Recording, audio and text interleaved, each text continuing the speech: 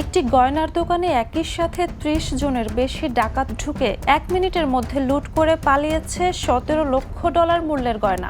দুর্ধর্ষ ও রোমহর্ষক এই অভিযানের একটি ভিডিও সম্প্রতি ভাইরাল হয়েছে সামাজিক মাধ্যমে। ফুটেজটি প্রকাশ করেছে United states department of justice.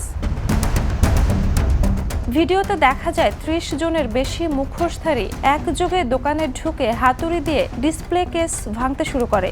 মাত্র ৭০ সেকেন্ডের মধ্যেই তারা প্রায় $১৭ লক্ষ মূল্যের গয়না লুট করে পালিয়ে যায়।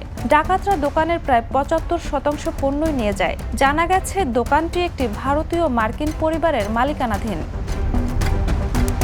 তবে এ ধরনের ঘটনা ক্যালিফোর্নিয়ায় নতুন নয়। ২০২৫ সালে স্যান রামনের একটি জুয়েলারি দোকানেও একই কৌশলে প্রায় $১০ লাখ লুট হয়েছিল। বে এরিয়ায় ফ্ল্যাশ মব ধাঁচের এমন সংঘবদ্ধ ডাকাতি বাড়তে থাকায় নিরাপত্তা ব্যবস্থা জোরদার করা হয়েছে। প্যানিক বাটন, দ্রুত পুলিশি প্রতিক্রিয়া এবং বাড়তি নজরদারি কার্যক্রম চালু করা হয়েছে। সামাজিক মাধ্যমে এই ঘটনায় মিশ্র প্রতিক্রিয়া দেখা গেছে। কেউ অভ্যন্তরীণ নিরাপত্তা নিয়ে উদ্বেগ প্রকাশ করেছেন, আবার কেউ বিলাসবহুল পণ্যের মূল্য নিয়ে ব্যঙ্গ করেছেন। আবার কিছু ব্যবহারকারী প্রশাসনের নীতির সমালোচনার সঙ্গে এই ঘটনার যোগ দিয়েছেন। Jhuma Mridha, the news.